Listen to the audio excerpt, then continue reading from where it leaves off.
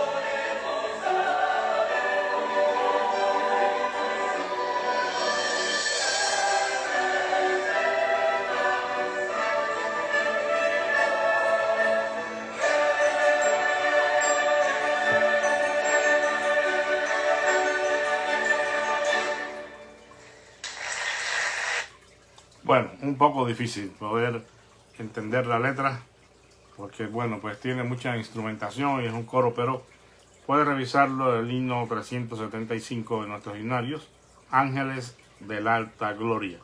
Ese es un himno de alabanza a Dios por lo que estaba haciendo al enviarnos a Jesucristo a este mundo. El versículo que vamos a mencionar, vamos a decir en esta noche, lo encontramos en Lucas 19:10. Es un pasaje donde pues se narra el encuentro de Jesús con Zaqueo, todo lo que allí sucedió, y al final, en el versículo 10, Jesús dice: porque el Hijo del Hombre vino a buscar y a salvar lo que se había perdido. Ese versículo es lo que constituye nuestra atención en esta noche. Quisiera compartir el pensamiento de la misión de Dios en Navidad. La misión de Dios en Navidad. Todos los que hemos conocido al Señor como nuestro Señor y Salvador, y hemos leído su palabra, hemos estudiado acerca de la acción de Dios en medio de su pueblo y en el mundo en general, estamos de acuerdo en que Dios es un Dios de propósitos bien definidos y determinados. O sea, que Dios no hace nada que no lo haya tenido planeado desde el principio del tiempo. Y esa es una característica de nuestro Dios que nos da confianza a nosotros en cuanto a lo que nos ha prometido en este plan de redención, porque Él siempre va a cumplir con sus propósitos. Y este asunto de la Navidad no puede pasar desapercibido. Es decir, como ya decíamos en la mañana, citando Gálatas 4:4, que cuando vino el cumplimiento del tiempo, Dios envió a su Hijo nacido de mujer y nacido bajo la ley. Es decir, en el tiempo preciso de Dios, Él envió a su Hijo. Por lo que la Navidad fue algo planeado en la mente y corazón de Dios desde el principio, el nacimiento de Cristo en este mundo. Leyendo Lucas 19:10, podemos nosotros concluir que la misión de Dios en Navidad fue precisamente que envió a su Hijo al mundo para salvar lo que se había perdido. Él vino a buscar y a salvar, dice allí, lo que se había perdido. Y nos revela este texto que Dios tuvo un propósito bien definido cuando envió a Cristo a este mundo. En Juan 3:16 también se nos dice que de tal manera amó Dios al mundo que dio a su Hijo unigénito, para que todo aquel que en Él cree no se pierda, mas tenga vida eterna. Por lo que Dios tuvo una intención y un propósito bien definido al enviar a Jesucristo al mundo. Y eso es lo que vamos a tratar de responder en esta noche, muy brevemente. En primer lugar, la misión de Dios en Navidad consistió en lo que ya hemos dicho. Él vino a buscar y a salvar lo que se había perdido. Pero estudiando a fondo el Nuevo Testamento, nos damos cuenta que eso que se había perdido, aunque muchos interpretan que es la raza humana en general, el mundo en general, estamos de acuerdo por los estudios realizados en el Nuevo Testamento, en su contexto, que Jesús vino a las ovejas perdidas de la casa de Israel. Él mismo lo dijo: yo he sido enviado a las ovejas perdidas de la casa de Israel. De hecho, el trato de nuestro Señor Jesucristo con gentiles fue incidental. Él nunca rechazó a nadie, pero su misión estaba enfocada en las ovejas perdidas de la casa de Israel. Ahora, ¿quiénes son las ovejas perdidas de la casa de Israel? Las ovejas perdidas de la casa de Israel son aquellas personas que, una vez dividido el reino entre el norte y el sur, se desviaron, se alejaron de los mandamientos del Señor. Ellos fueron asimilados a la cultura griega, helenista de sus tiempos, y fueron contaminados y se apartaron de su Dios y de su ley y se entregaron a la cultura griega, muchos quizás adorando ya a otras deidades y lejos del Señor. Esa fue una situación que comenzó en el reino del norte, pero después también el sur fue afectado por esto y Dios dio sus correspondientes disciplinas a su pueblo. Pero Jesús vino con la intención de unificar eso, de encontrar a esas personas desviadas de la fe del Señor, para que volvieran a estar en comunión con Dios nuevamente. Por lo que tenemos que entender esto, que cuando dice que Él vino a buscar y a salvar lo que se había perdido, estaba pensando en las ovejas perdidas de la casa de Israel, que comenzaron con las tribus del norte y después, bueno, se extendió también al sur. Ahora, también tenemos que mencionar que Jesús dijo que Él tenía otras ovejas que no eran de este rebaño, del rebaño de Israel, del pueblo escogido. El Señor dijo: yo tengo a otras ovejas que no son de este rebaño. Por lo que estaba haciendo una referencia a los gentiles, a los no judíos. Y definitivamente Dios tenía en mente la salvación de los gentiles también, solamente que vendría en su tiempo, ¿verdad? En el trato que Dios tendría con los gentiles. Las primeras, estas ovejas de la casa de Israel se habían desviado desobedeciendo a Dios y se habían ido tras los dioses ajenos. Y la segunda, es decir, los gentiles, en realidad nunca tuvieron Dios, ni ley, ni pacto. La Biblia describe al gentil como sin Dios y sin esperanza en el mundo. Por lo que, como dice allí en Efesios, estábamos ajenos a la vida, a la ciudadanía de Israel, muertos en nuestros delitos y pecados, ajenos de la vida de Dios, extranjeros en cuanto a los pactos y la promesa. O sea, no teníamos absolutamente nada que ver con el Dios verdadero y su ley. Pero por la gracia y la misericordia de Dios y por medio de la obra del Mesías, también nosotros, las otras ovejas que no eran de ese redil, hemos encontrado un lugar en la salvación de Dios, en su pueblo. Y el Señor Jesús definitivamente vino a buscar a todos, pero tenemos que tener en claro que en su ministerio terrenal acá en la tierra, su enfoque fue en las ovejas perdidas de la casa de Israel. Evidentemente sabemos por la enseñanza de las Escrituras que Él vino a salvar a los pecadores. En 1 Timoteo 1:15, y Pablo se menciona como el primero de esos pecadores. Cristo Jesús vino al mundo a salvar a los pecadores. Y los pecadores estaban en los dos bandos. En las ovejas perdidas de la casa de Israel que se habían desviado de la ley del Señor, y los gentiles que nunca tuvieron Dios ni ley. Estaban muertos en sus delitos y pecados. Jesús vino a salvar a ambos. El pecado es lo que separa al hombre de Dios y lo conduce a la muerte. Por lo que el pecado es un asunto muy serio para Dios, que tuvo que ser tan tomado en serio que el Señor envía a Cristo para que se ofreciera en sacrificio por los pecados de todos nosotros. Esa es la buena noticia, ¿verdad?, de la Navidad. La buena noticia es que los pecados pueden ser perdonados, los corazones pueden ser santificados y las vidas pueden ser transformadas. Nada es imposible para Dios. En el contexto incluso del pasaje de Lucas 19, sabemos que Zaqueo, quien fue el protagonista aquí, era un caso típico de alguien que a la luz de la opinión pública no podía ser salvado. Zaqueo era un publicano, alguien que no era bien visto dentro del pueblo judío por ser un funcionario judío, pero que trabajaba para Roma, cobraba los impuestos para Roma. Pero además de eso, pues dada su posición, aprovechaba y podía extorsionar a algunos y quizás cobrar más impuestos y sacar ventaja.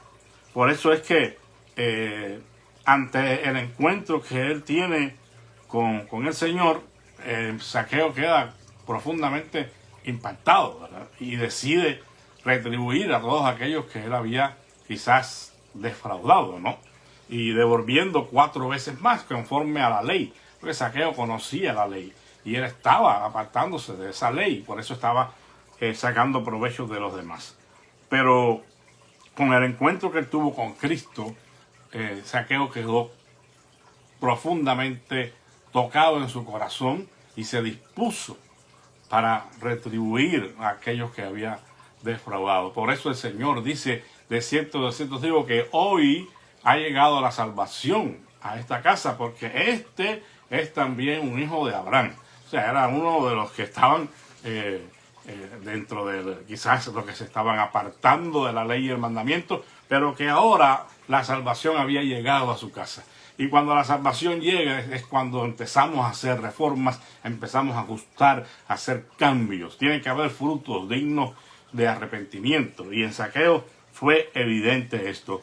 Esta es la buena noticia, amados hermanos, que Dios puede perdonarnos a todos en Cristo. No hay pecador tan grande que Dios no pueda perdonar. La misericordia de Dios es infinita.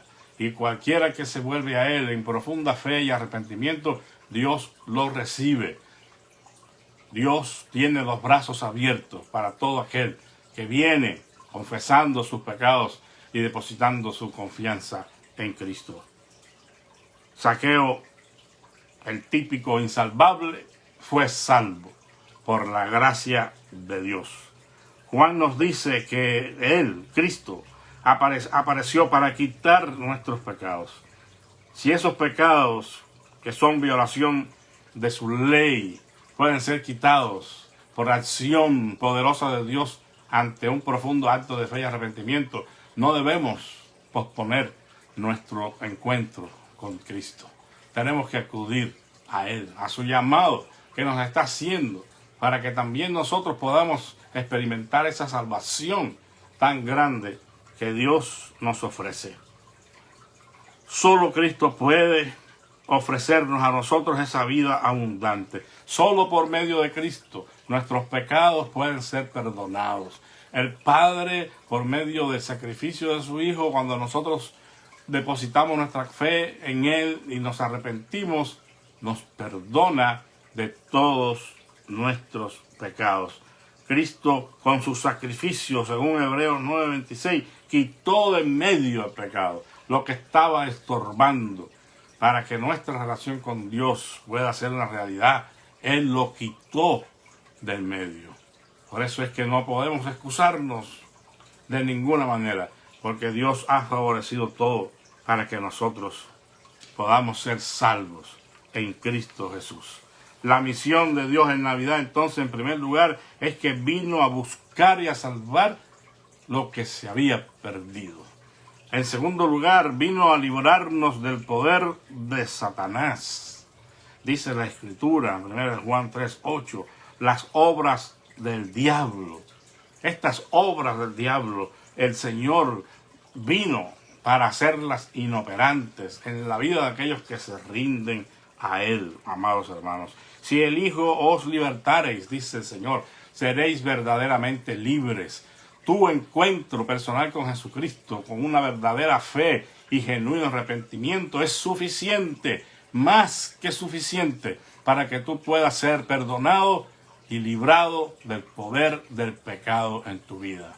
No te creas el cuento de que tienes que ir a un encuentro y tienes que realizar ciertas actividades y hay que practicar ciertas ceremonias y hay que hacer ciertos exorcismos. No.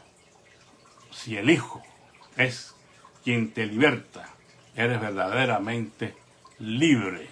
Tenemos el poder de Dios a nuestra disposición para deshacer esas obras del diablo que están todas destinadas a impedir que la luz del Evangelio de la gloria de Cristo resplandezca en los incrédulos.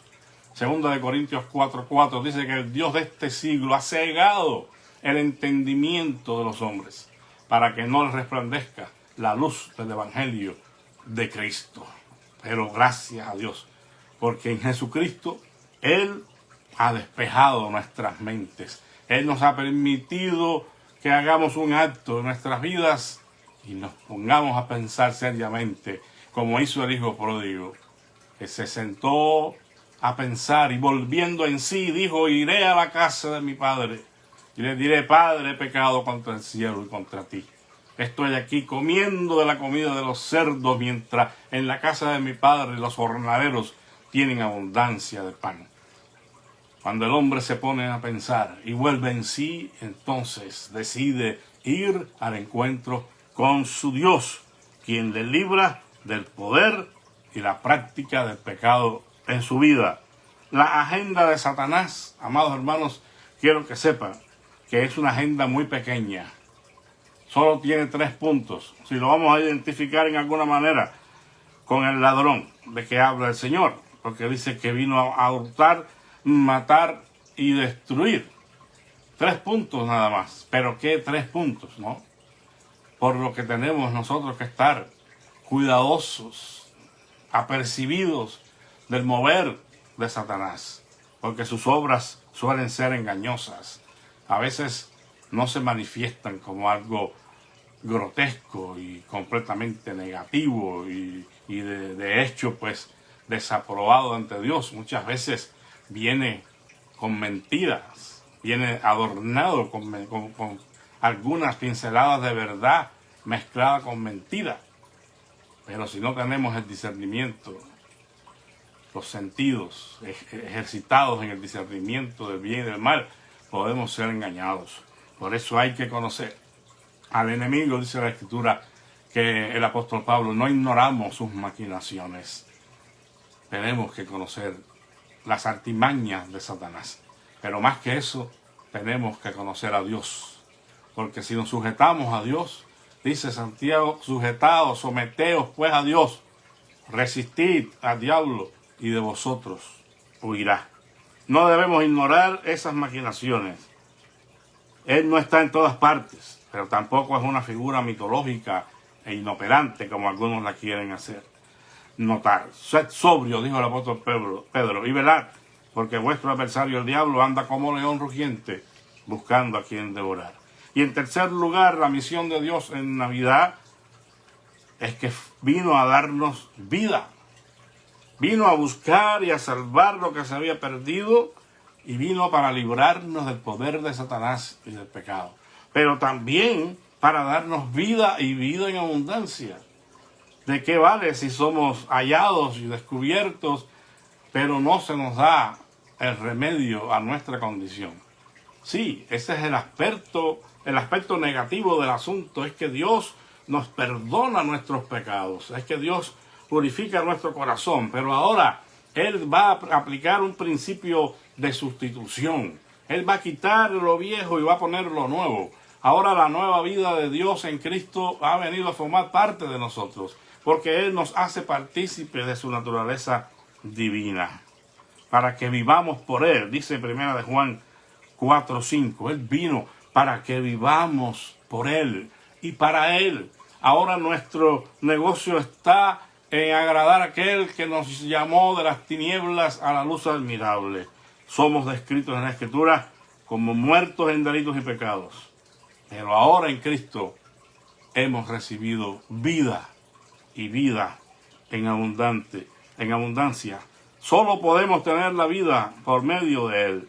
La experiencia cristiana es considerada una resurrección espiritual. Si leemos en Colosenses 3, 1 y 2. Si pues habéis resucitado con Cristo, buscad las cosas de arriba, donde está Cristo sentado a la diestra de Dios. Es decir, que si de hecho hemos tenido una experiencia de nuevo nacimiento, si hemos resucitado, entonces ahora tenemos que demostrarlo buscando las cosas de Dios, viviendo para la gloria de Dios, para que vivamos por la fe en Él. Dice en Gálatas 2:20, con Cristo estoy juntamente crucificado. Y ya no vivo yo, sino que ahora vive Cristo en mí. Y lo que ahora vivo en la carne, lo vivo en la fe del Hijo de Dios, el cual me amó y se entregó a sí mismo por mí. La fe, amados hermanos, es un estilo de vida revelado para los que han sido crucificados con Cristo. La fe no es solamente un asentimiento de la verdad en nuestra mente y corazón. La fe requiere acción, porque la fe obra por el amor, dice la Escritura. Tenemos que estar envueltos en las obras que Dios preparó de antemano para nosotros, para que anduviésemos en ellas. Tenemos que darle curso a la fe y tenemos que demostrar que ahora estamos viviendo por la fe en Él. Dice además para que vivamos una vida abundante en Juan 10:10. No solo que vivamos por Él, no solo que vivamos por la fe en Él, sino que vamos a vivir ahora la vida abundante que Cristo nos ha ofrecido. Cuando habla de una vida abundante es una vida que satisface, una vida que piensa en Él. No necesariamente una vida abundante en los recursos y bienes materiales, como algunos piensan. Definitivamente Dios nos bendice en esa área también, porque somos criaturas que vivimos en un mundo físico y necesitamos atender nuestras necesidades físicas y humanas. Pero la vida abundante es más que eso.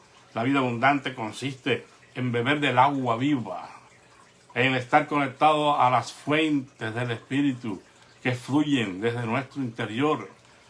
Está conectado a la vida en el fruto del Espíritu, viviendo en el Espíritu y no satisfaciendo los deseos de la carne. Es una vida que dura para siempre. Es una vida que glorifica ahora al Señor a través de nuestras buenas obras.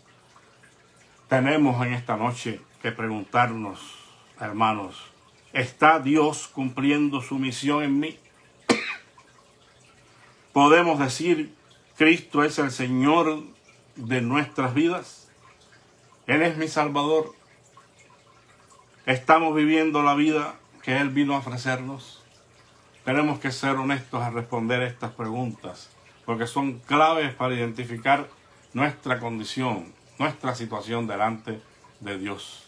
Si no podemos responder positivamente a estas preguntas, si no podemos decir que sí, que Cristo es nuestro Salvador y que Él está cumpliendo su misión en mí, entonces es tiempo de hacer un acto y mirar a Dios y volvernos a Él.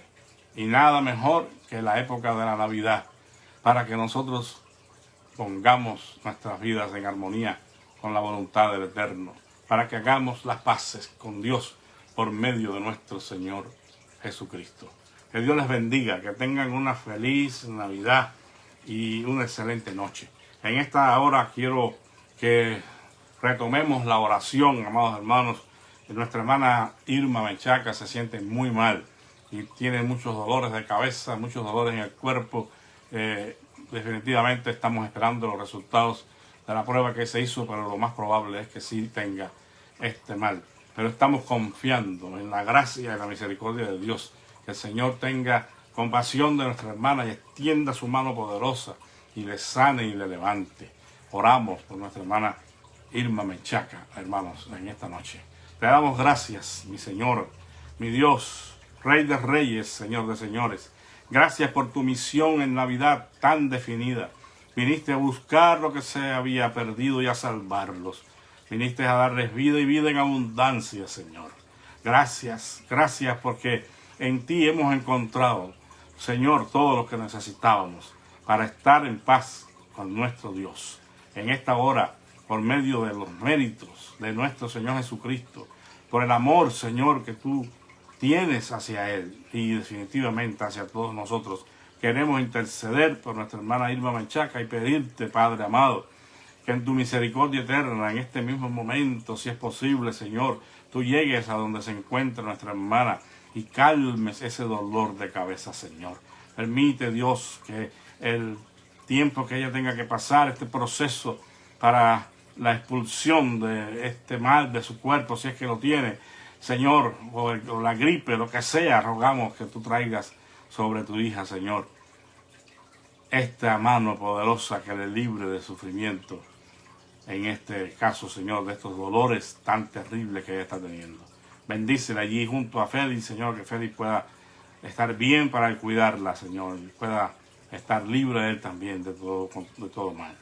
Alabamos y bendecimos tu nombre, Señor, y te damos gracias por las bendiciones, gracias por la respuesta a las oraciones, gracias por el hermano, nuestra hermana Linda Álvarez, Señor, que mañana va a esa cita. Estamos confiando, Señor, estamos esperando buenas nuevas de que tú estás glorificándote y estás obrando la sanidad perfecta en la vida de nuestro hermano, Señor, de Carlos Álvarez. Lo ponemos en tus manos una vez más en esta noche. Y así, Señor, rogamos tu bendición sobre todo de nuestros hermanos en cualquiera que sea su necesidad.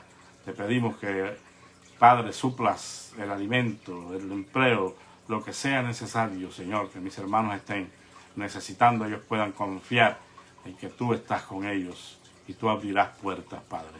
Te alabamos y te bendecimos, Señor, en esta noche. Te lo rogamos en el nombre de Jesús.